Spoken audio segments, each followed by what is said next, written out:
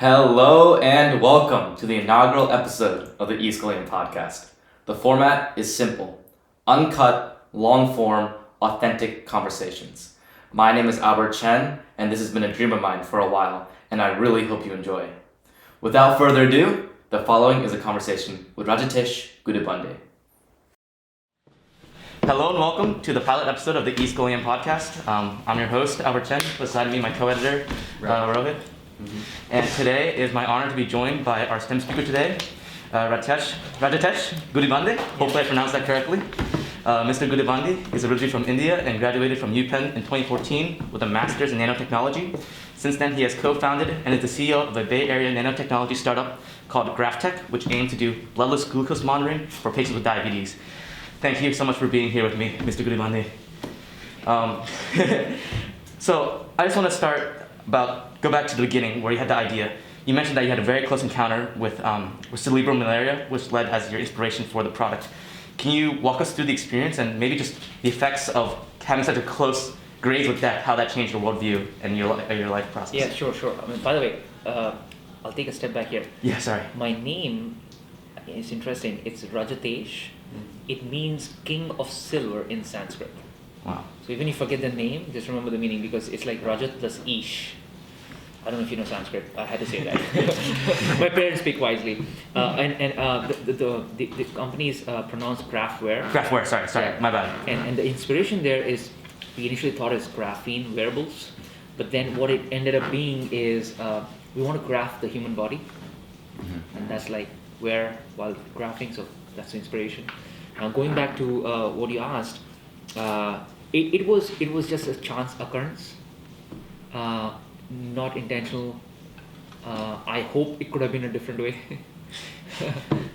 It was not. But what it did is, if you want me to talk through that experience, right? All through my schooling, my parents actually made sure I was in a good school. I had mobility between the school and the home using a car, if possible. So I grew up in cities. So once I was 12 years, basically in my 12th grade, graduated, going to a college, I insisted to be able to go to a rural place because that was my chance. I had a lot of discussion with my friends what India looks like because 60% of India is actually still agriculture, right? So what happens in farms? So there's a nice college located in the southern part of India, and when I went there, that was the first time I experienced what a village life is. It's a small town. People are very happy there, and the rapid developments that has happened is insane as well. But that experience with cerebral malaria was shaped.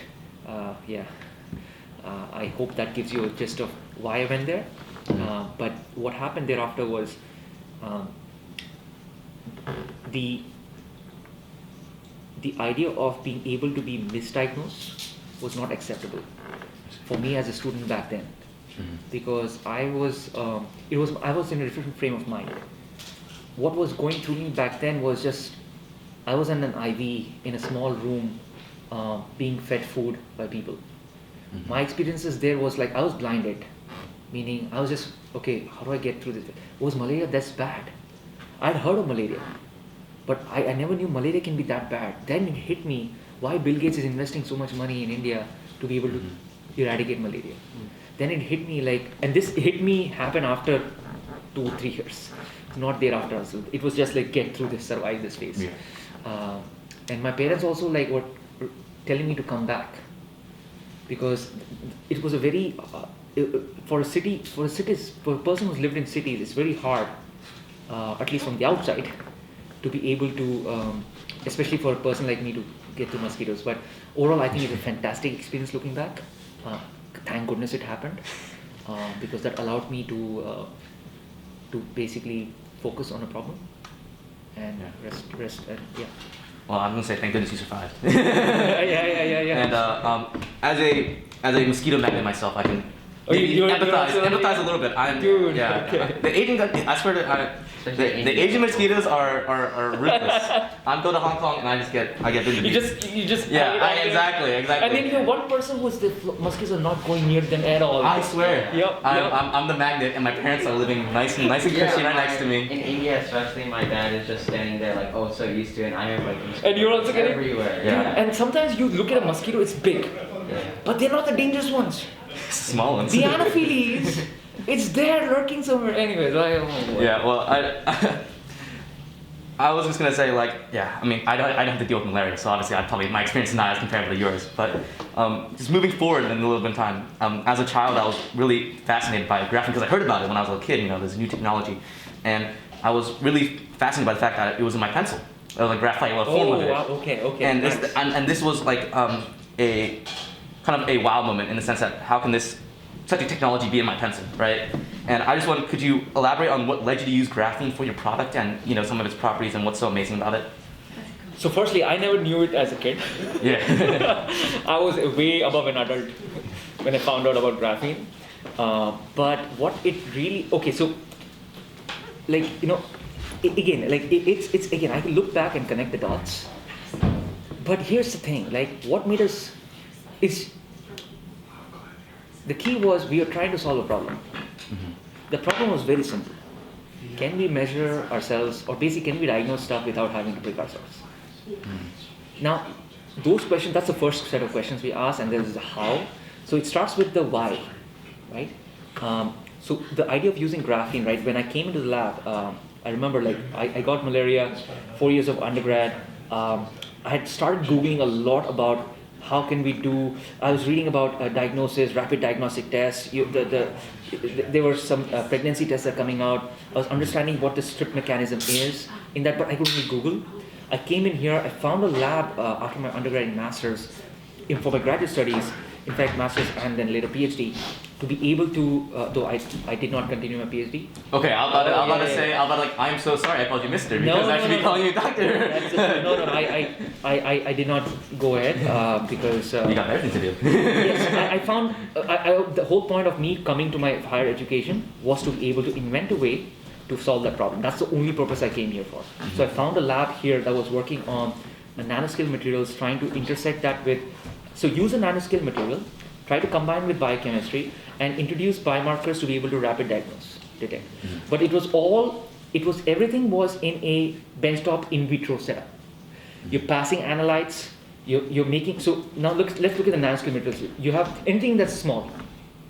Okay. You take this bottle, you grind it up, you literally put it in a mixer and grinder for 10 days, and you get fine particles. That is a particle of this probably polyethylene plastic, right? Now that is a particle. That is a nanoparticle. And the question is, what nanoparticle do you want and why?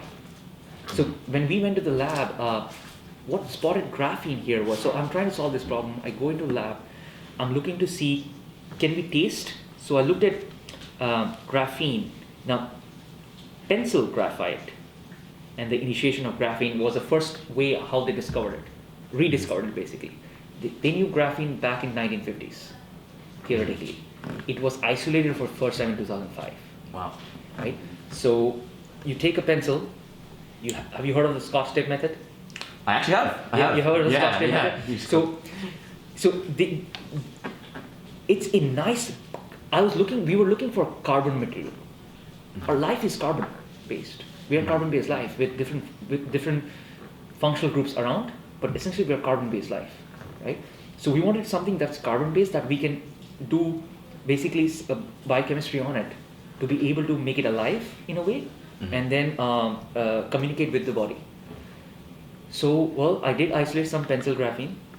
I did that using Scotch tape. It is painful. Yeah. But fortunately, there were different labs that were trying to scale graphene. So the graphene that we use and I used initially was not the graphite graphene. And by the way, graphene is also like multi-layered. It can be multi-layered. It need not be monolayered. It can be few layer graphene. It can be one atom thin graphene. It can be 20 layers of graphene. That's a very loose definition, but the actual is one layer, right? So what we use graphene on a copper substrate. It's using a CVD process called chemical vapor deposition. And those was the work done by the labs after 2007. So luckily, unlike the other students in the lab, I was not sitting there 2 days trying to isolate flakes of graphene from a small piece of graphene. I was not doing that. I was more focused on the application and how can I apply. So thank goodness that happened. Yeah. And yeah, kind of talking about that, when I'm looking at your sensor, you're wearing, well, on both wrists like a cowboy right now, but it just looks like magic, right? Like a cowboy. Yeah, you know? Yeah. But it looks like magic. Can you just walk me through some of the practical challenges of developing such an advanced technology? And maybe even now that you're scaling up your business, the challenges of manufacturing and mass manufacturing such a technology that's so intricate and advanced. So this is a very big question. Yeah, I know. What are the challenges in, where do I start, man? Yeah. Boy, okay. So we can go bottom up here, Yeah. and also a little top down. Now, first let's look at what is this process doing? It is essentially taking graphene, slicing it up into small pieces. That's clean. That's lithography. Meaning, you want to take any material. You want to take multiple pieces of that. So if I have silicon, I want to make multiple pieces of silicon to be able to put in transistors. Mm-hmm. So I need to make silicon much smaller than what I originally buy it from or source it from nature. Same with graphene. When we grow it synthetically in lab, first we need to do small pieces. So that's the first part of manufacturing. The challenge is there is when you manufacture, it becomes contaminated.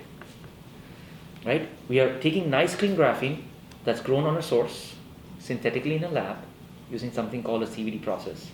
Then when you try and put it to the next step of chopping into small pieces, typically they use light to scribe. And that's why it's called photolithography. It's a form of sculpting that today people use to make transistors, to etch silicon, to make silicon transistors, right? And if you shine light, but what they use polymers underneath the on top of the material that light goes through first. So they take something that's, imagine this is graphene, they take something that's clean, they put another layer on top of it that is compatible to the light. I see. So it sticks on top. And then what they do is they clean this. So what has happened is now you have made something clean, impure. Yeah. And then you have to clean this further. Right? So you're going to make this into smaller pieces after this process. Right? That's the 3 different strips I made. Right? Now, once you do this, I need to package it into a small form, into a device. So each step introduces contamination, and that's what we wanted to avoid. That's the biggest challenge, number 1.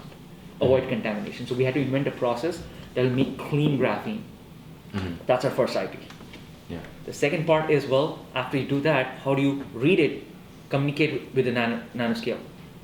So the transmitter and the device around the graphene. So third challenge is the ruggedization. You're going to wear this, and you're going to go play football, you're going to play soccer, you're going to play whatever you want to play. We're squash players. Yeah. What do you play, Andy? Like anything, right? Mm-hmm. So if you're doing any activity, so you have to be able to be in a position that as long as it can take a lot of shear forces. So yeah, the challenges are a lot, but how do we overcome that is basically thinking first principles. Great. So I just I want. have to take. Yeah. My road has to go. Yeah. Can I get a time check? Yeah, like probably about 5 minutes. 5 minutes. Okay. I have Thank you so much. two more questions. So switching sides, I know we've been talking a lot about technical, but I think it's easy to overlook the entrepreneurship part of this. So I want you wondering, you're in the Bay Area, you're in Silicon Valley, you're in the hot spot. Can you talk about what it's like to be an entrepreneur in that environment? How does that help? And what are some of the what do you believe are the core tenets of entrepreneurship? Yeah, I'm throwing big questions. I'm sorry. Take your time.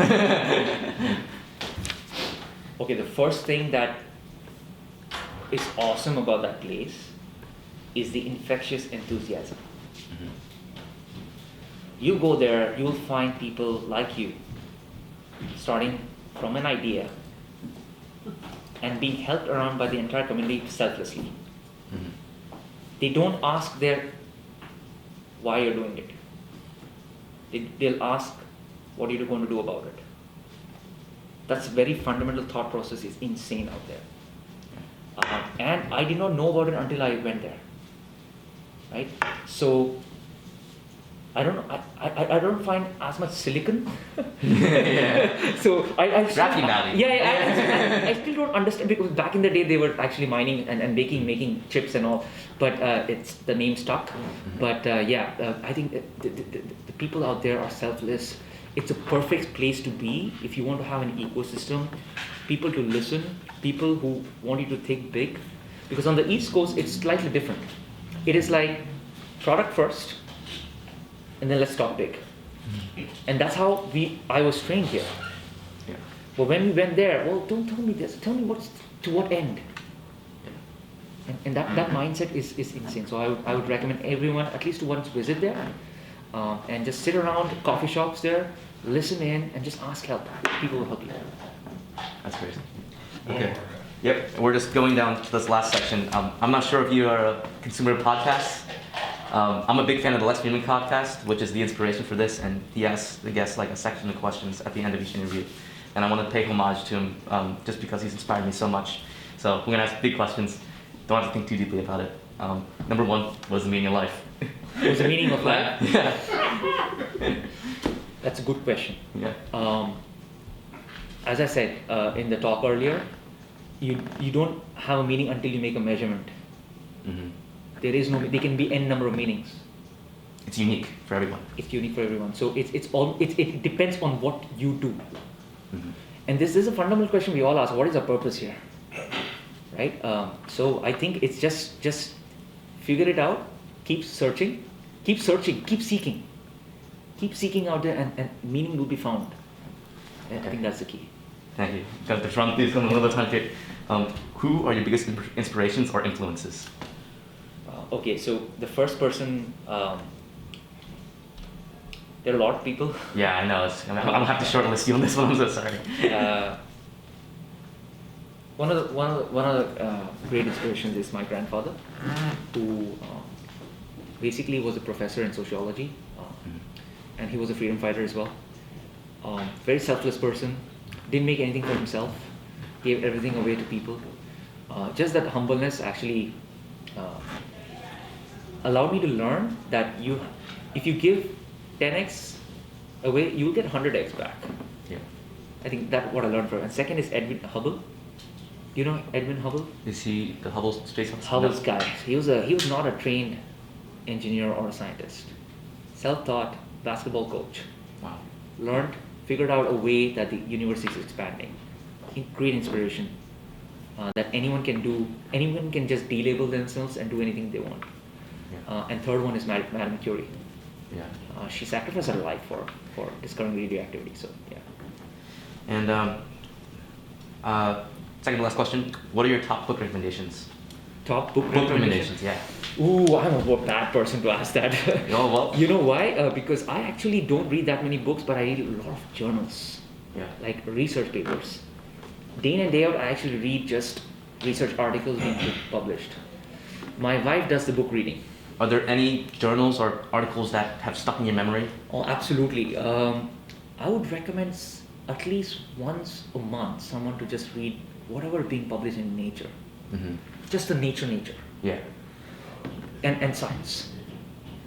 These two journals, if you just go there and look at the latest top articles, it will just spur some thought process of the latest happening there. It's so amazing, yeah. I think it also just keeps you humble. Like, oh yeah. World is so big. Oh, and it's very factual and scientific. That's the real data there. Okay, last question. What's your advice for me? Dude, the fact that you're taking an interview at this young age and actually going to edit it and have a script for it, it's amazing. So keep up what you're doing. Yeah. And my only thing is just be so hungry to learn. Just learn, and that was not told to me. No one told me to learn. Don't worry why you're learning. Just learn. Okay. Thank you so much for the interview. As another homage to Lex Fridman, he always ends this interview with a quote, and I'd like to end it with a quote by Richard Feynman. It's, everything is interesting if you go deep enough. Thank you very much for doing this with me. Thanks, Mo. And by the way, he said one more thing as well. There's plenty of room at the bottom. Yeah. Thank you very much. Thanks, man. That's great. Thanks. Thanks for taking the time. I hope you enjoyed that conversation with Rajatesh Gudibande. Firstly, a big gesture of gratitude is due to Mr. Gudibande himself, who was willing to sacrifice some of his precious lunchtime to speak with me. Secondly, I would like to thank Mr. Memo, who helped facilitate this whole thing, and to all the people behind the scenes who helped organize the STEM Speaker Series, which make inspiring visits like that of Mr. Gudibande's possible. Lastly, I'm a little new to this whole podcasting, and I know I have a lot of room to improve. For example, those of you watching the video format of this podcast might have noticed that I looked like I just stepped out of the shower. And the reason for that is because I forgot the SD card of the camera in the upper school, so I sprinted from the alumni building to the upper school and back to get the SD card. Needless to say, I will not be forgetting any SD cards anytime soon. So if you have any suggestions or words of feedback or encouragement, I'd really love to hear them. Just send me an email, or honestly, just stop me in the hall if you see me. Once again, thank you so much for listening to this podcast. It really does mean the world to me, and I hope to see you all next time.